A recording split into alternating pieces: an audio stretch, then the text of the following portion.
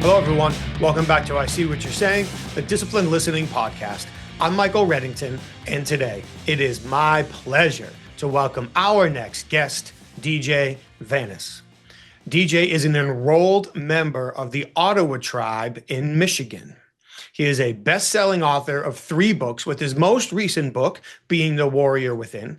He is a highly sought-after speaker, a retired Air Force captain, and a true resource, somebody that we're very fortunate to have with us this week, and I'm really excited to share this conversation with you all. Thank you so much for being here for another episode. We are going to dive into a bunch of very interesting and applicable topics, no matter where we are, as he dedicates himself to applying tribal principles to businesses and individuals full-time. That's what he does. So today we're going to talk about a lot of things, but we're going to start the conversation by having perhaps a surprising or eye-opening take into what he sees as the role of the warrior. He's also going to get into some of the significant tribal principles that he shares with organizations around the country. He's going to share his techniques and approaches for how we can all harness our inner power.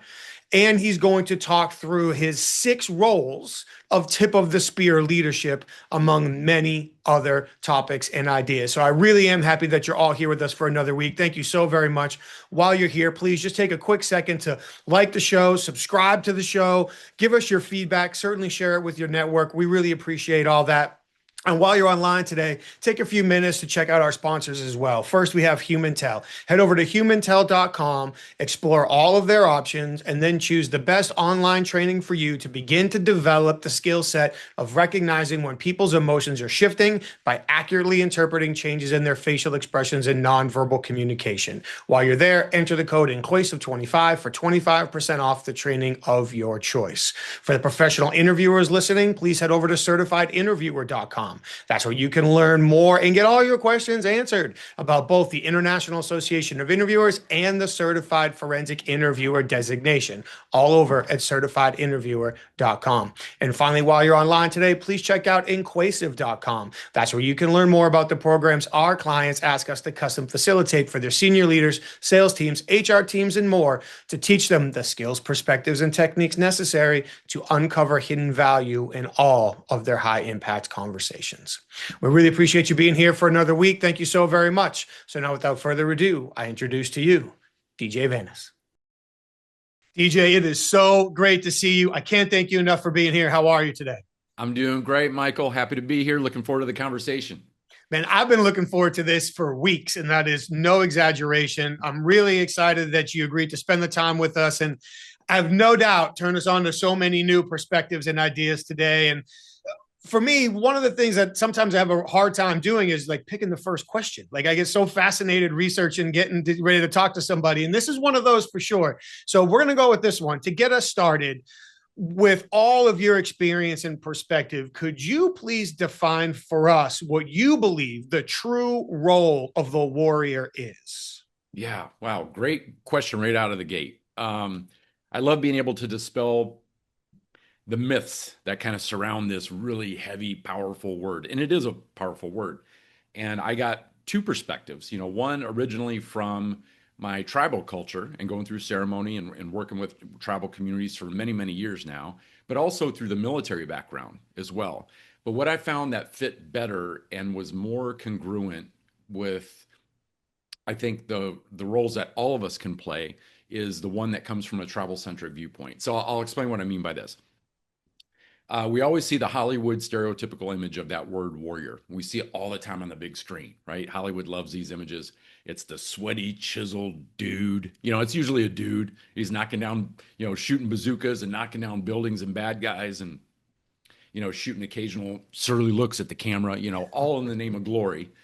That's what we see over and over again. But in a tribal-centric viewpoint, the way our tribal communities look at that word warrior, it's very different. My people, we call a warrior Ogichi Da. And that term has very little to nothing to do with what we see on TV and in movies. It's not about being the toughest kid on the block. It doesn't require a uniform or combat boots. I did that for 14 years of my life. It goes back to the core of who we are as human beings. And that warrior role was to take our creator-given talent and ability, develop that over a lifetime so that we could be an asset or a benefit to the tribe that we served. And today, whether that tribe is our own family, our community, our company, our team, we all get to define what tribe we serve, but we all have one to serve. And when we're aware of that, our perspective on what we contribute, what we do, how we develop ourselves changes dramatically. Because even through struggle, we know we've got that kind of beacon on a hill that we're fighting towards. And it's about having impact with those people that we care about and serve. So that warrior role was about asking a question, not what could I get, but what could I do for someone else?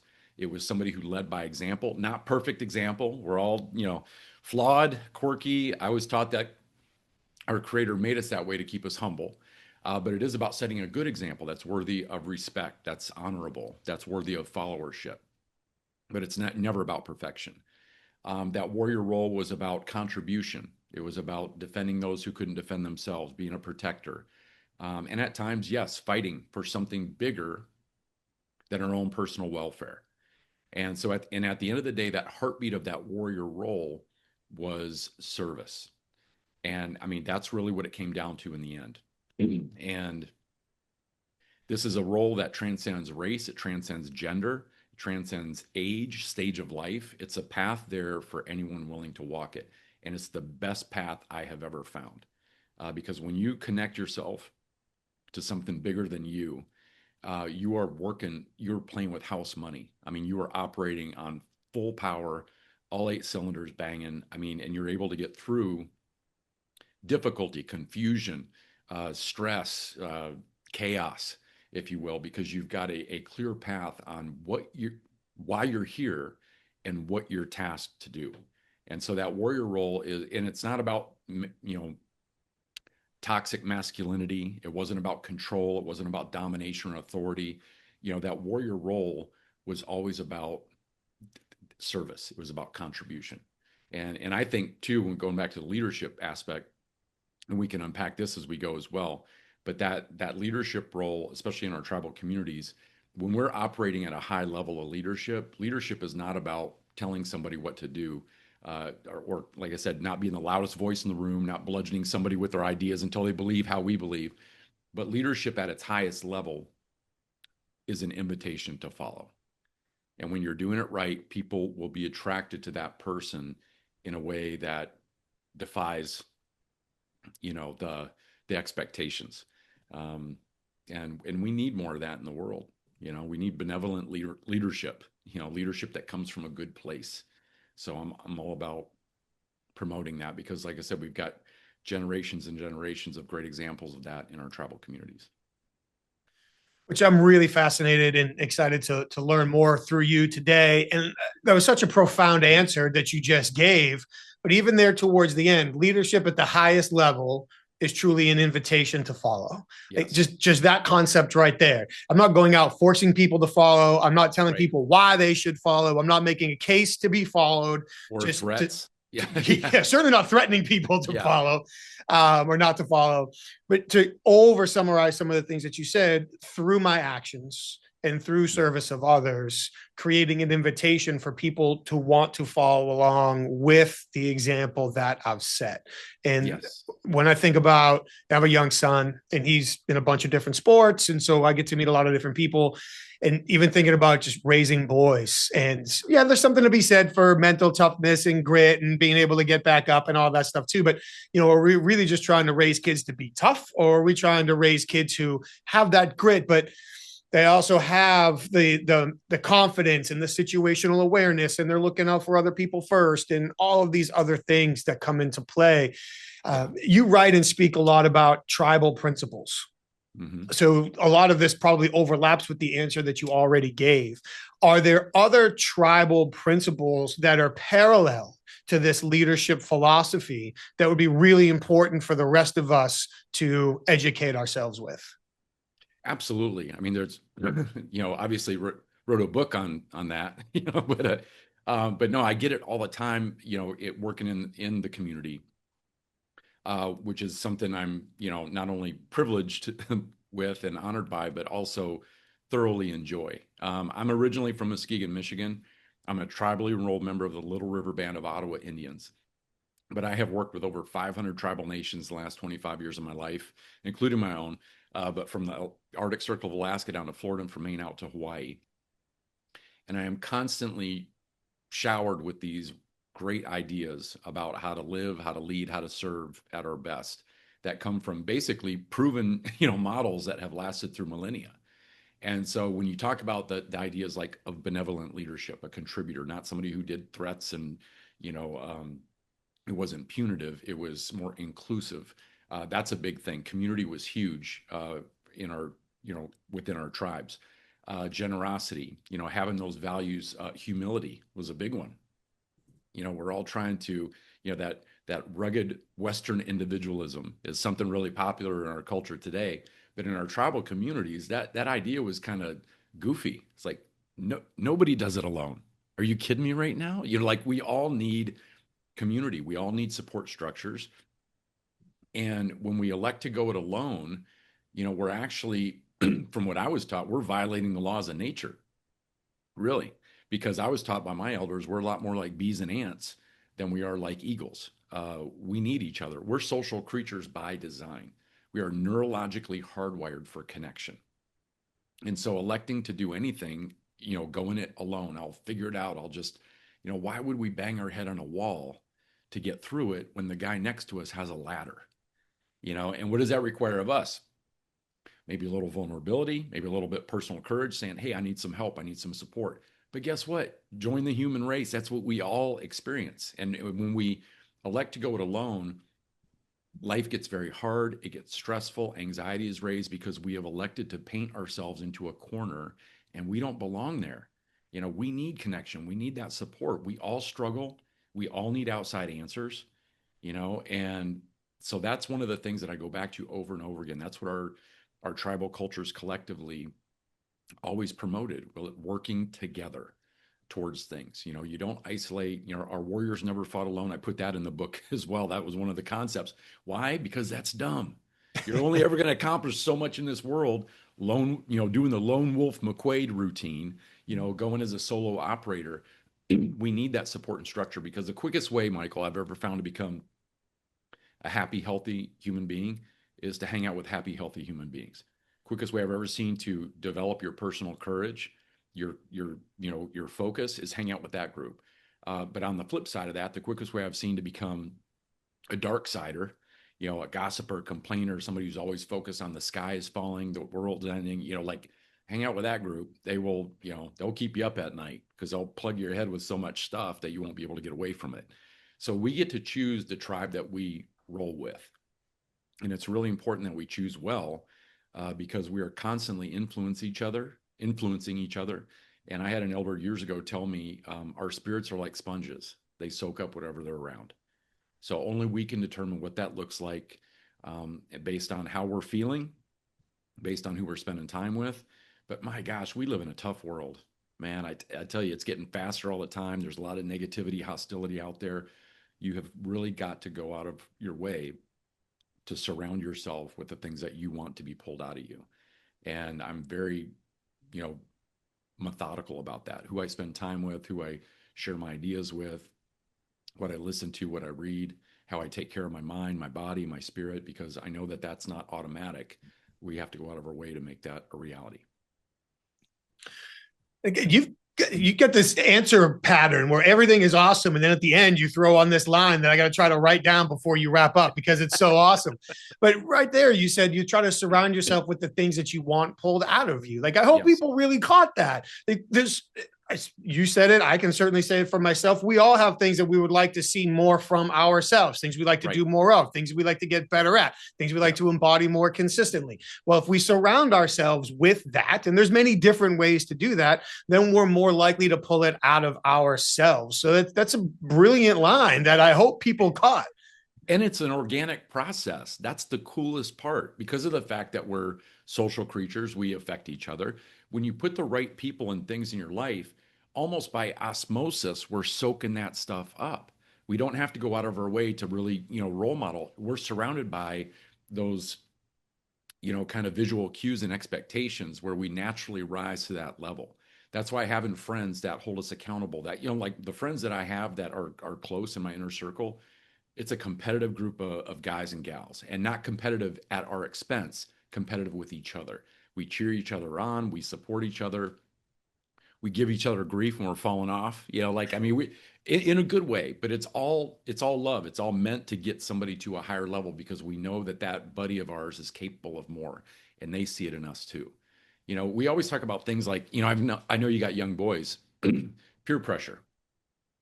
I mean, we think peer pressure is just something we experience as kids. Peer pressure is alive and well in our adult professional lives.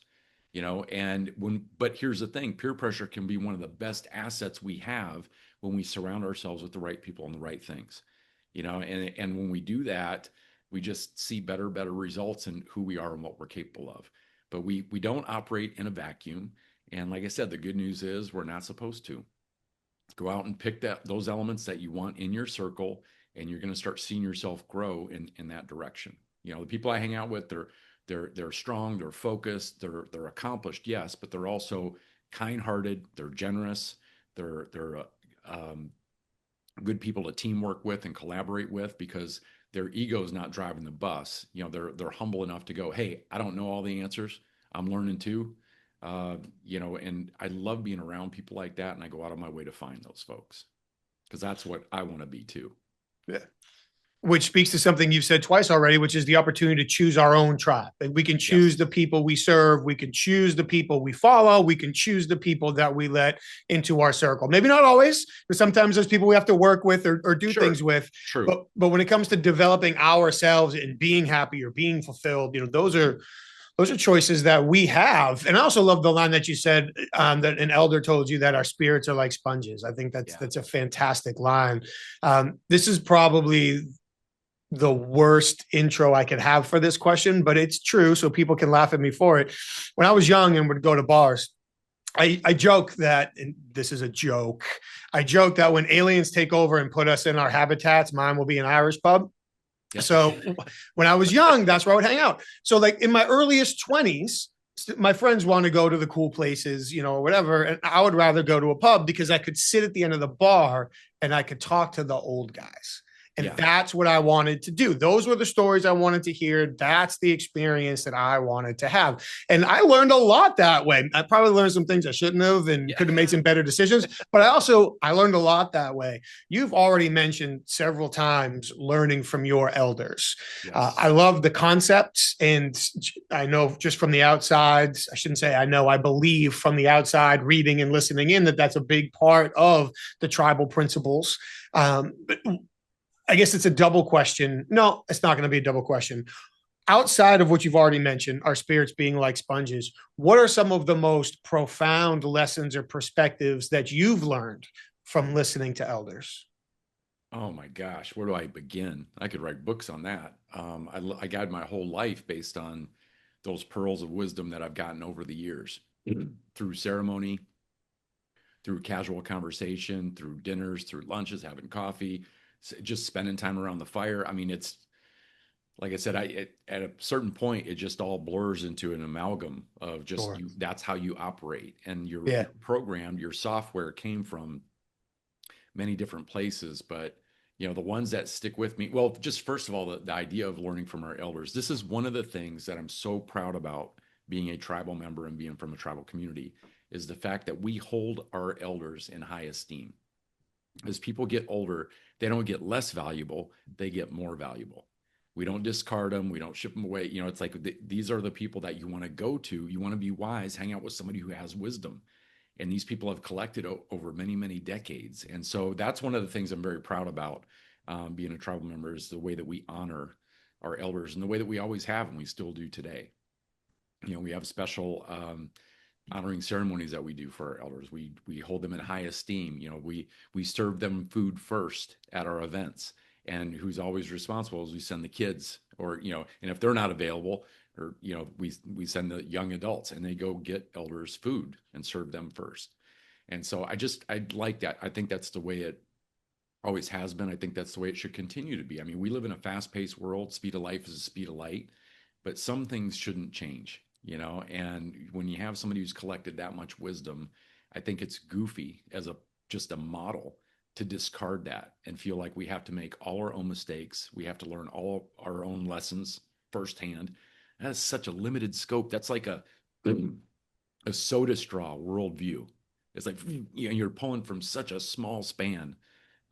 So when you learn from others, you know, being able to do that, it's a powerful dynamic to become a better version of ourselves. But we have to be respectful, be humble enough to approach them the right way and have those quality conversations.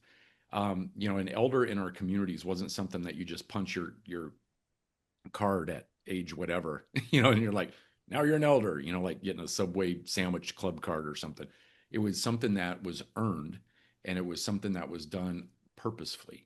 So the role of our elders always has been and still is today was to go out and collect as much wisdom, as many good ideas, as many helpful things as they could, not so they could hoard it away or store it or use it as a weapon or, you know, to divide people, but to share it freely with their tribe so that everybody, you know, got to a higher level. And so that was one of the things that still has not changed. And there is a difference between getting, you know, being an elder and just becoming older. You know, getting elder is by design. And it follows that you know, concept I just shared right there. It's going out of our way to collect as much of this good stuff and freely share it, help other people along their way, be a mentor, be a guide, share stories of not just when you succeeded, but especially when we fell flat on our face and knocked our teeth out. Those are some of the best lessons we can teach, not just young people, but the people that we work with, that we share time with, because it lowers our, you know, it gets us back to a vulnerable, humble place, and we build better connections that way. You know, getting older is, we can't fight that. You know, we try. I mean, man, we dig our heels in. Tell me about We it. resist. You know, especially, you know, stopping the hands of time. Getting older, it's not in the cards. It's not possible. Getting older is automatic. Getting better is not, and that's the takeaway there. You know, the older part. I get disappointed as I get older in my life. You know, like I remember shopping for cereal when I was a kid. You know, like you always go for that colorful box. And remember that back in the day, they would put the toy in the cereal, and they Yes. put good stuff in the cereal. They put like tattoos, you know, that you could lick and stick on your sister's forehead, or a little magnifying glass you can go in the backyard with on a summer day and ignite something on fire. That's probably why they don't put the toys in. Now that I'm saying it out loud, that's probably why they don't do it. We ruined it for everybody We else. ruined it. We ruined it. But I could have cared less what was in the cereal. But you know, once you get age 45 and beyond, the number one thing we're looking for in cereal is fiber. You know, what a sad turn of events, you know, we go through, but we all go through it together. So, but like I said, as we get older, that's, you know, we don't just show up to a certain point and go, now I'm wise. Because if you look at even the experience trap or myth, is if you say, I've got 10 years of experience. Well, do you really? You know, because sometimes we fib to ourselves a little bit. You know, do we really have 10 years of growth, of experience, of new opportunities, or do we have 1 year of experience and then we repeat it 9 more times? You know, we have to be aware of that. That's the self-awareness piece. Are we really still growing, still, you know, developing as we go? And our elders were always very conscious of that, and still are today. And so that's one of the traditions that we have in, you know, in our tribal communities that I'm still not only very proud of, but very proud to be part of. And you should be. And I think that that is something that nobody needs to care what I think. I mean, declaratively, that's something that more cultures and more people should embrace. You know, Yeah. when I think about even looking at like my grandparents who have all since passed in their Mm-hmm. generation, and now my father and his generation is all aging, just everything that they saw and they went through, like that experience is leaving the earth. And so if we don't do That's it. something to capture it, to catalog, to learn from it, and some of it could just be family stories, some of it could be very unique perspective on history, whether it's family history or local history or world history or whatever it is. Like there's so many things to learn from and so many experiences to be shared. And I do think that looking at it from my perspective, looking up at elders, yes, to see elders who intentionally collect that wisdom and share that wisdom. But I think it's also incumbent upon folks that are younger to go seek it. It's like Yeah. it's there. Go get it. There are people It's an who are willing to share it. There are people who would love to share it. Go get it from them. Exactly. I mean, and that's the thing that I've found too, Michael, over the years is how kind people are to share their experiences when they're simply asked. You know, and when we have literally an informational and experiential treasure trove of stuff, why would we not want to tap into that? You know, and that's the thing, like you said, as generations of the, amazing, powerful, cataclysmic stories that people had gone through in their lives. And now they're walking on, they're ending their journey. And same thing happens in our tribal communities. When we lose an elder, we lose so much information, so much wisdom. We lose the language. We lose another piece of the culture or the ceremonies. So we work really hard now to preserve that, because we realize it doesn't get handed down automatically. I mean, we've got to go out of our way to seek that information and store it away so that we keep it alive. And that's ours, looking from somebody who's not an elder. That's our responsibility in order to be a part of that process.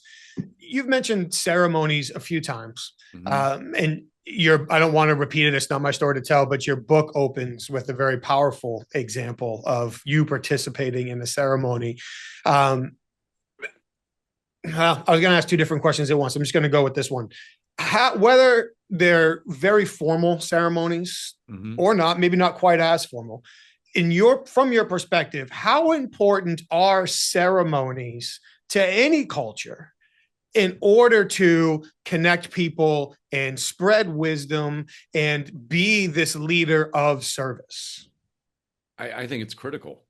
I think because of the fact that we're drifting away from that as, just in general. I think we're losing something in that exchange. We think better, faster, cheaper, further. We're always pushing. And we tend to forget that when you go into ceremony, you're doing it as a collective. You're doing it in a sacred space. You're able to tap into something that is so powerful and yet so threatened in our lives as human beings, which is solitude, inner solitude, having that quiet time to reflect, to be in awe of the sacred, to have gratitude, to be fully aware of our blessings, not just what we have in our life, but who we have in our life. Nothing is guaranteed. And when we wake up in the morning, we're surrounded by that. Ceremony gives us a chance to kind of go back into that zone of not only the inner self, but also as a collective group, to be in a space where it's kind of like letting the dirt settle in our mud puddle. I look at it like that. The analogy, every time I've gone through a ceremony, whether it's Sweat Lodge or Vision Quest or Sundance, those opportunities afforded me that gift. And when you go through that, you're able to see your life and who you are and what you're capable of through such a more clear lens that it's priceless. And and the thing is, we operate in such a high speed, high tempo anymore. We're surrounded by things that move at this speed. Like I said, speed of life is a speed of light. It's hard to keep up in the shuffle anymore.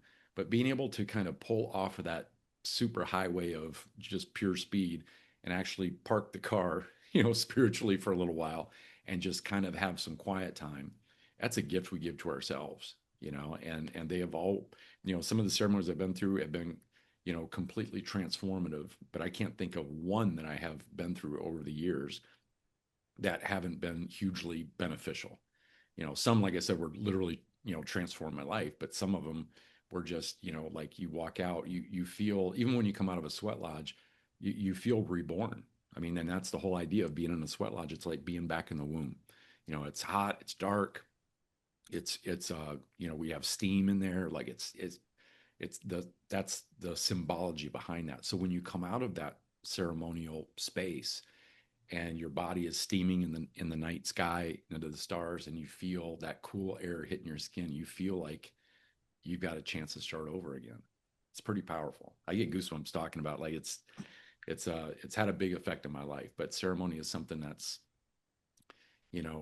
regardless of what culture you come from, being able to participate in it, even if it's not religious based. I mean, just to have a ceremony ritual, I think is something, again, as human beings, I think we're hardwired for. It goes back to the beginning of time, for us as a species. And so for us to discard it in the last, couple decades or the last century, it doesn't make sense. We've had it for this long. There's got to be a reason, so. And even just watching how you described it, I can see how powerful it's been for you in your life. The ceremonies that you listed, I imagine. I've never been a part of them. I don't want to at all illustrate that I'm saying that I have. I haven't. But I can imagine from the outside looking in that they can be pretty intense. They can be pretty time consuming. They can be pretty formal, lots of steps, all those things, which they're supposed to for the outcome that they serve. That's why they're Right. there. Right.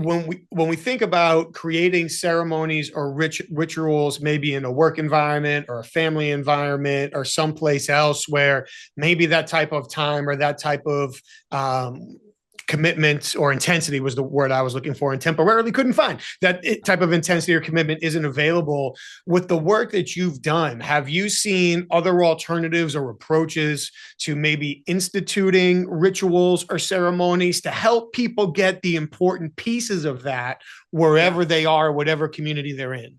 Yes, that's a great question too, by the way.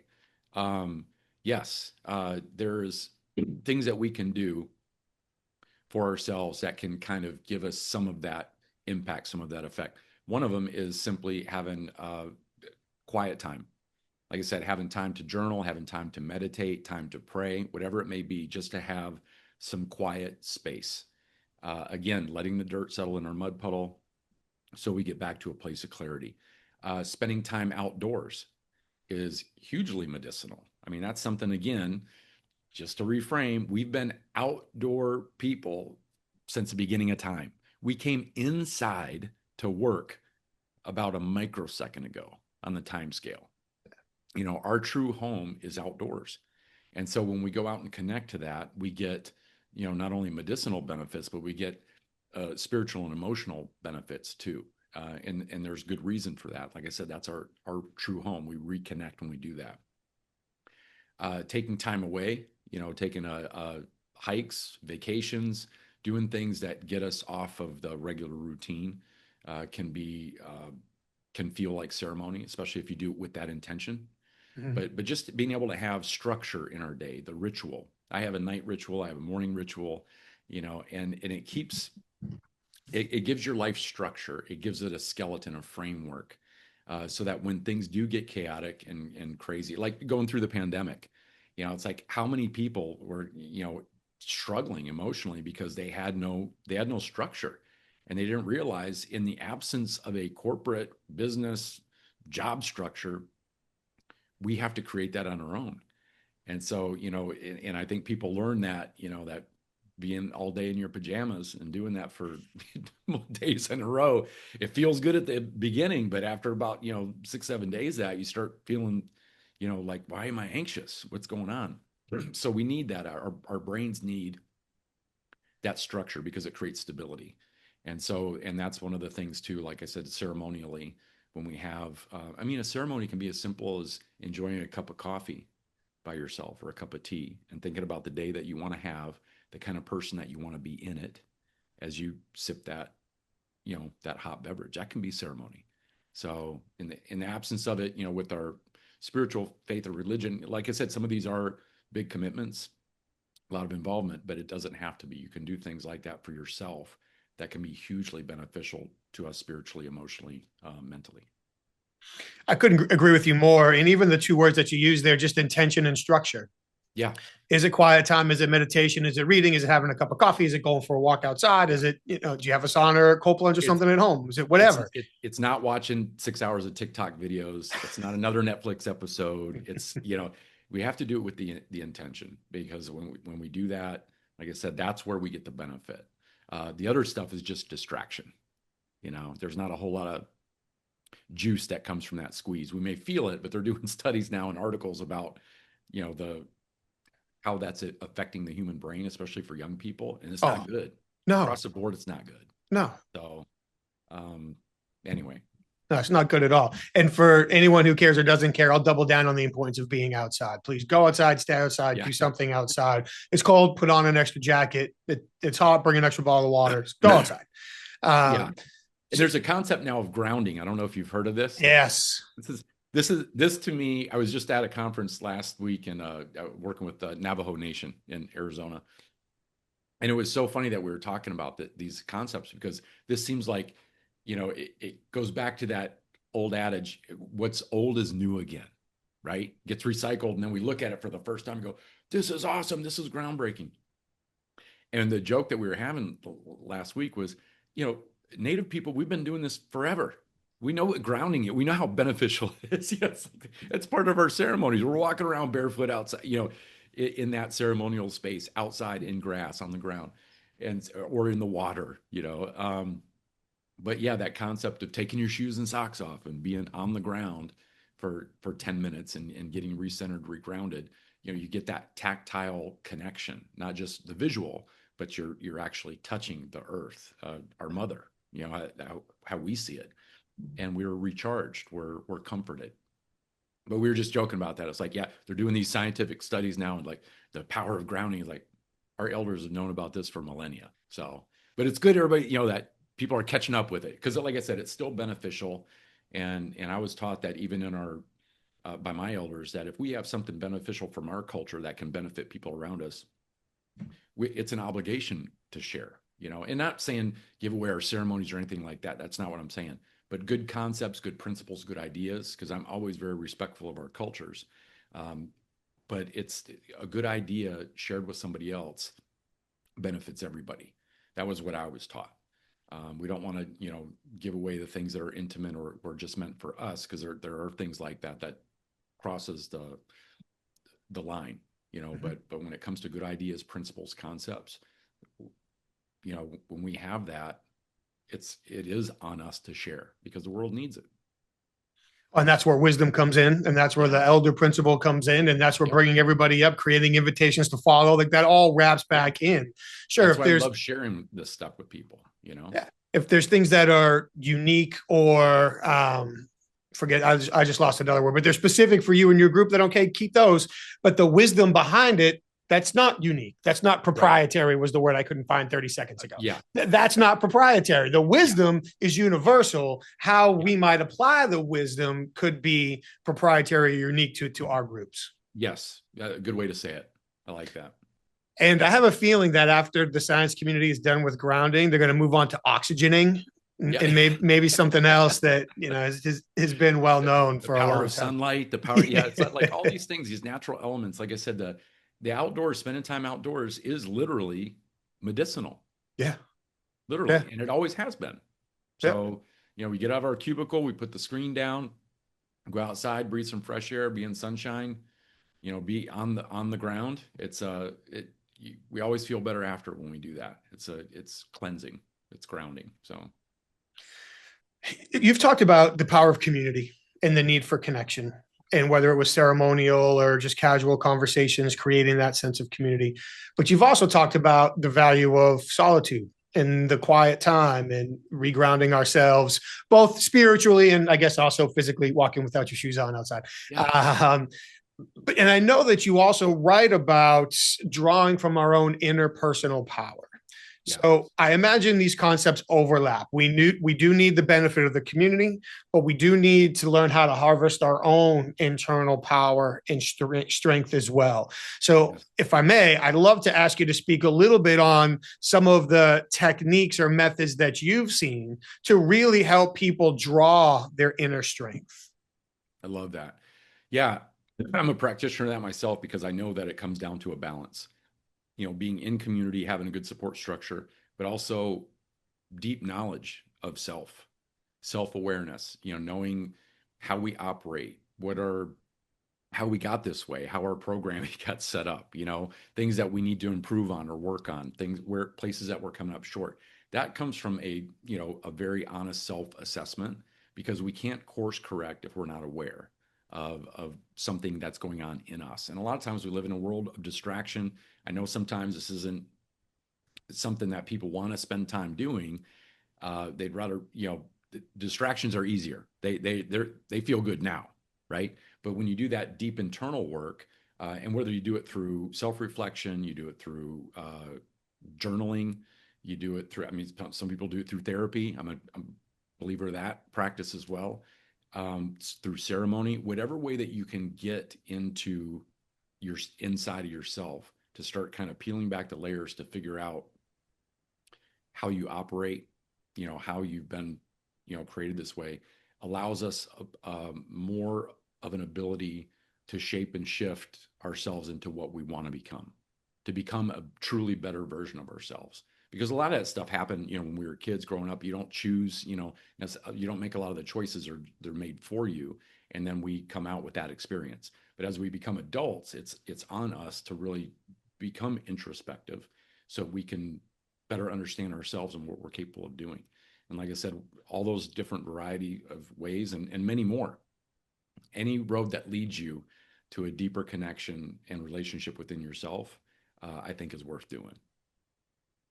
And for many of us, that's going to be a personal choice. What works well for Yeah, you might not work well for me. What work well for me might not work for somebody else.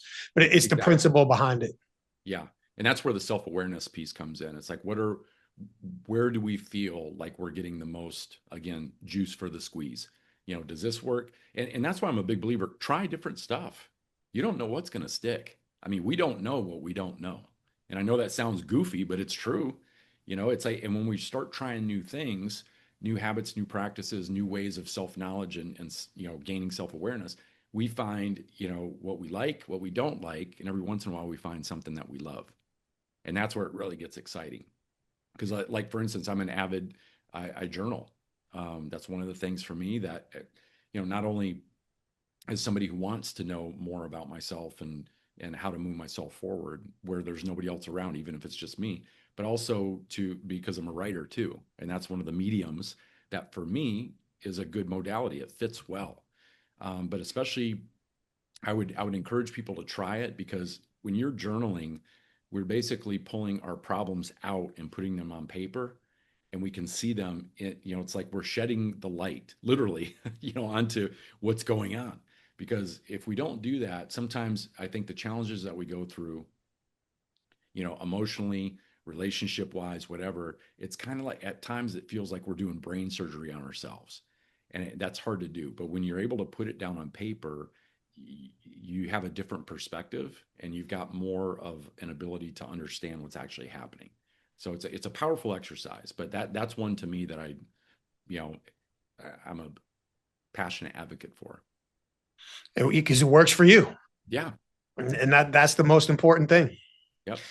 So as we talk about, to kind of wrap a couple of themes together, we talk about developing ourselves, our inner power, our self-awareness. That likely helps develop the wisdom that allows us to send out the invitation for other people to follow us. And it kind of creates this circle of continuous development and leadership. As I was getting prepared and reading some of your writing, you talk about the 6 roles of tip of the spear leadership. Yeah. And I feel like this kind of sets that up for how we can understand ourselves better so we can be better leaders for others. So I would be grateful if you could just take a couple minutes and introduce to us, what are your 6 roles of tip of the spear leadership? Yeah, great question. Happy to share it. So, and I'll do this really briefly. I mean, all of them have a lot of depth to them and stories and examples. But for instance, the first role of being a prophet, and what I do is I look at traditional, typical roles that were in our tribal communities hundreds of years ago, for instance, and there were some common themes of what those roles were. So, number one, a prophet. What was the role of a prophet? Well, it was somebody who had vision, had a vision, received a vision, and shared it with the people. And vision is not looking at things as they are now. Vision is looking at things as they could be. And this is a really powerful concept because, I've heard it said, sight is what we see with our eyes, vision is what we see with our minds. And so that role of a prophet in leadership is somebody who, basically is a strategic planner, somebody who's a visionary thinker, critically important in leadership, because without that, we're like we're no better off than a laptop computer, information in, information out. The creativity side, the innovative side, the visionary side is what makes us unique.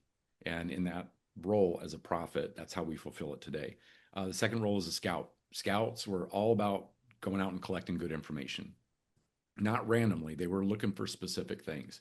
They were looking for danger. They were looking for food. They were looking for enemies. They were looking for easy passes through the landscape. And the way that we do that now as a leader is we go out and collect good information. And again, it's a 2-step process, not just collecting the info, but bringing it back and sharing it with others. Who in one of those tribal communities would want to scout that went over a mountaintop, looked down in a valley, saw 10,000 of their sworn enemies and goes, man, I hope we don't come this way. Let's go fishing. You wouldn't want that scout, fire the scout, right? You want them to bring it back. And it sounds simple, right? It sounds like a common sense thing. But how many times have we ever worked in an environment where we work for a boss who knows a lot of stuff and tells us very little? You ever have that? I mean, how does that make us feel? Terrible, in the dark, lost, confused, and even more so, not trusted. That's a real quick way to break down our leadership model. So collect that information, share it, give people tips, techniques. Um, and it's not about just jamming unsolicited advice at people all the time, but I'm saying sharing good ideas and through conversation, through mentoring and coaching as a leader is a great way to give people confidence on their path. So that's the scout role. The third role is a chief. The typical, quintessential leadership role in our tribal communities. A chief was the anchor, the rock, the one who made the tough decisions during tough times for the total benefit of the people. The way that we fulfill that role now is in much the same way. It's part of our responsibility as a leader to uphold standards, to enforce standards. And I know that's an uncomfortable part of leadership for a lot of people who are like, I don't, and that's why sometimes people turn away from leadership. But if we're doing it right, pulling people to the side and giving them feedback they don't want, that we don't necessarily want to deliver, but we have to, should be a very, very small part of the whole picture. Because if we have that good relationship, if I have a good relationship with you and I'm your supervisor or leader, and we're connected, gentle nudges will bring you back onto the path. It won't have to be punitive, and that's why people get really resistant with that role, because a lot of times we've been in situations where we've been led by people who have one tool in the toolkit, the hammer. And we don't want to be that guy or gal, right? And so, but that's what I try to get people to understand is that ultimately that's not what leadership is. There's going to be times, of course, where we have to do that, but the vast majority of it should be coaching, mentoring, actively, occasionally nudging people back onto the right path when they kind of are straying away. The fourth role, medicine person. Medicine people always, um, traditional healers in our tribal communities will tell you, they'll be the first to tell you, they don't treat disease, they treat people. And that seems like a simple concept, but that's the holistic view of actually taking care of somebody, is listening for the conversation, being attentive, listening for things that aren't being said, being able to read body language. But it's medicine people are good counselors. They were very good listeners. And the way that we do that today as a leader is in much the same way, meaning that we don't have to solve everybody's problems every day. That's one of those false burdens we put on our backs as leaders that doesn't belong there. Sometimes the best form of leadership we can provide somebody is to be kind of a sounding board, or kind of a shoulder to lean on when they're struggling. Being able to have those conversations where people come in and, if you've ever had that moment where somebody comes in and they're having one of those day of days, and the tears are in the edges of their eyes and they're trembling and they're like, oh, this is going on and this is terrible, but if I keep doing this, it's not going to get better, and if I do this, that might actually make it better. Yeah, that's what I'm going to do. Thank you. And they walk out and you never said a word. That's exactly, there you go. It's those kind of moments that we tend to, we don't need to solve everybody's problems, but to be there present with them can be the best form of leadership in that moment. Then we have a hunter. A hunter was, typically traditionally responsible for nourishment, for sustenance. The way that we do that as a leader is not necessarily bringing our people a deer carcass. Not everybody likes to be nourished that way. I do, but not everybody likes. I have a bite, not gonna lie. Yeah, but we still need nourishment. It's just in a different form of support, of making sure that those people are trained the right way, that they're mentored, that they're coached to the level of where we want them to be, so they can rise up to that next level. That's the nourishment that I'm talking about, and even more important than that, praise. Just being able to give people praise that they earn, not cheap praise. Never been a believer in that, but people that have earned that praise, for crying out loud, give it to them. That's one of the most powerful tools we have in our toolkit as a leader, is to give people recognition. to actually appreciate what they're doing, because it taps into that part of us as people that is a deep, deep need, which is a need to feel valued. And when we can tap into that as a leader, most people will shoot their spirit through the stars. And the reason why I know that is because that's exactly how we feel when somebody does it for us. Yeah. So that's that role of a hunter: provide your people what they need. And then that last role, warrior, is somebody who, we've talked about that warrior role, somebody who is a contributor, who fought for something bigger than their own personal welfare, somebody who exercised personal courage to face hard things because they knew they weren't doing it for themselves. They were doing it for their tribe. And that's a great, dynamic to have. The way that that's done today as a leader is somebody who is an action-oriented person, somebody who doesn't sit back in the shadows and wait for things to get better, wait for the perfect resources that are never going to show up, wait for perfect timing, which is a myth. There isn't. It's somebody who goes out into the face of the challenge, embraces it, and does everything they can to overcome it. And, we need people that do that exercise personal courage, tenacity, grit, persistence. That warrior role, the breath of, that warrior role was brought into life by action. That's the way we breathe life into it with our actions. And then that bonus role, there's a bonus role out of that, is the elder role. And that's the one that we talked about earlier, that, traditionally our elders are the same way that they are today. They hand down, they're the corporate knowledge of the tribe. They hand down the culture, the ceremony, the customs, the songs, and the wisdom that goes with it. And the way that we do that as a leader now is we take those people coming up behind us and we share those stories, the ideas, the things that we've been through. And like I said, not just the times where we're, crushing it, but the times where we got crushed. Sometimes those are the best lessons we can share with other people.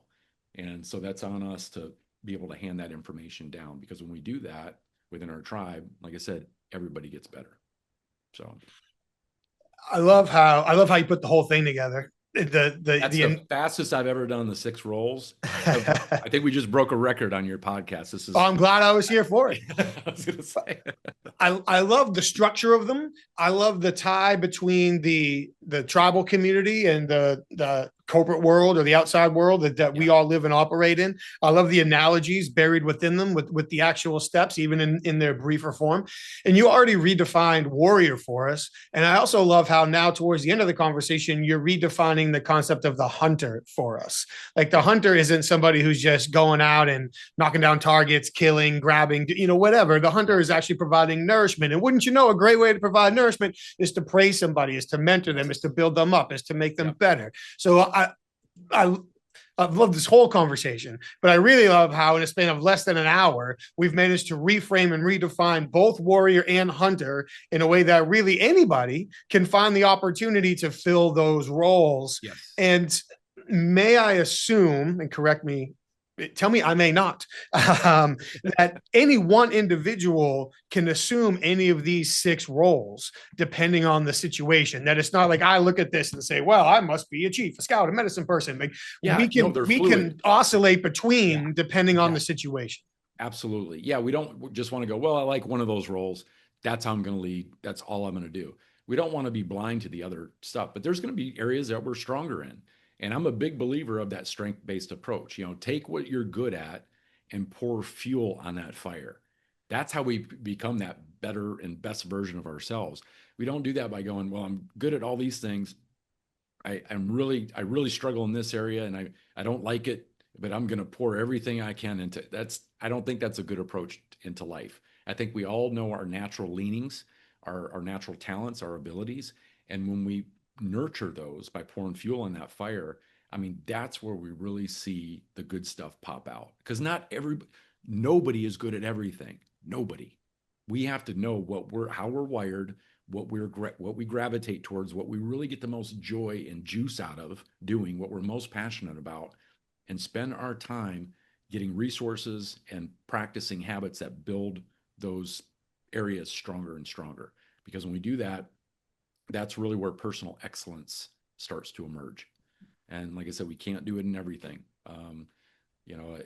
Take LeBron James, he can shoot a basketball. I don't know how good he would be at driving a Formula One racing car. Maybe he'd kill it. We don't know. but we know what he is good at, and we know that he's practiced that skill set for decades, and he's been focused and got, coachable and trained because he showed that talent at a young age. And that's what I'm saying is, regardless of what our skills are, as a teacher, as a writer, as a coach, as a programmer, as an artist, whatever it is, that's where I think we truly can become the best version of ourselves, is by pursuing those paths.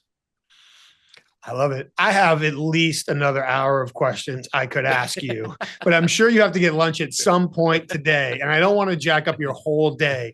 I have no doubt that people have been listening to this conversation, nodding along, pausing to think about themselves and their own situation and how they can apply these principles.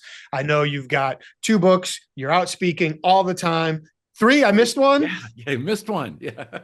Oh, clearly I need to practice more. You've got your books. You're out speaking all the time. You have so much wisdom that you've distilled and you're continuously sharing. Where do people need to go to continue to stay connected with and learn from you? Thank you for asking that. The best way to do it is through my website, which is nativediscovery.com. And it's got information on what I do, who I work with, my philosophy in doing the work that I do. There's video clips. There's information on all 3 books. The first one was The Tiny Warrior, became a bestseller, small book written as a parable. Second book is my first novel called Spirit on the Run. And then my third book, my most recent, is the one that's in the background there, The Warrior Within, printed by Penguin Random House. And you can get these books wherever books are sold. You can, Amazon, Barnes & Noble, or go directly to the publisher. You still have time to get it for Christmas. I don't know that it's going to air by then. They're probably going to, afterwards they'll go, oh, darn it, I missed it. But you can also, I also tell people, if you're too busy to read, I'll read the whole thing for you, because I recorded it on Audible. So it's available that way too. And if you get the Audible version, there's a bonus 1.5-hour interview at the end where I get interviewed by one of my best friends that I've known since I was 17, classmate of mine at the Air Force Academy, Dr. Kevin Basic. And we recorded this. We were on either side of the country. We did it, and we did it in one take. That's how well we know each other. Even the producers were like, wow, this, yeah. So anyways, but that we go deeper into some of the stories and tell some new ones too. But yeah, nativediscovery.com. That's the best way to get a hold of me. And then I got presence on LinkedIn as well, and Facebook, and Instagram as well. And I'll have all of those links directly in the show notes for people to click and find, to the book, to the websites, to all of it. So the books, the middle one, the novel, was the one that I missed. So that's, I got a bone up. That's the one that I missed. So I have the links there for everybody to find. And the universe works in mysterious ways, my friend, because completely unscheduled, unintentional, was not part of the plan. My episode with your good friend Kevin went live today.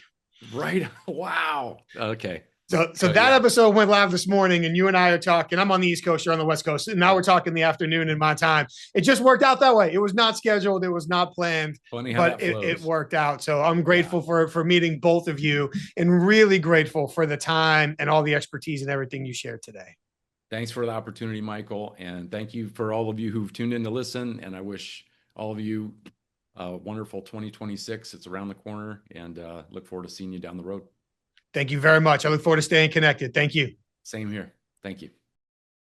DJ, thank you for a tremendous conversation. It was an absolute pleasure to talk to you. Thank you so much for all of the unique perspective and experience that you shared. I'll make sure all of those links are down below so people can certainly find you directly and read your books. You said so many great things, but I really want to start with that leadership at the highest level is an invitation to followers. I love that. What a powerful line. Just like it's really powerful to stop and consider we can all choose the tribes that we serve, and our spirits are like sponges.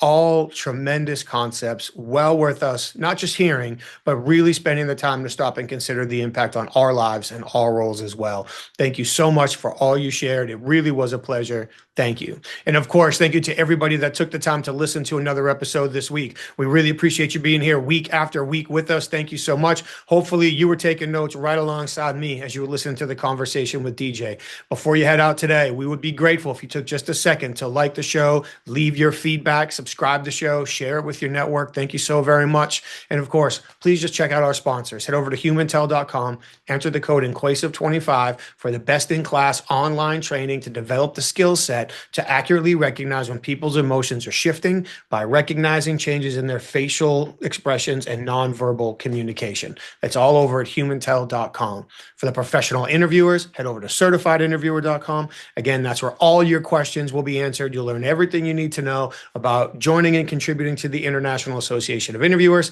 and earning your certified forensic interviewer designation. It's all at certifiedinterviewer.com. And finally, while you're online today, we'd appreciate it if you checked out inquasive.com. That's where you can learn the programs that our clients ask us to custom facilitate for their senior leaders, sales teams, HR teams, and more in order to teach them the skill set necessary to uncover hidden value in all of their high impact conversations. Thank you for being here for another week. We really appreciate it. Stay safe, take care of each other, and we'll see you next time.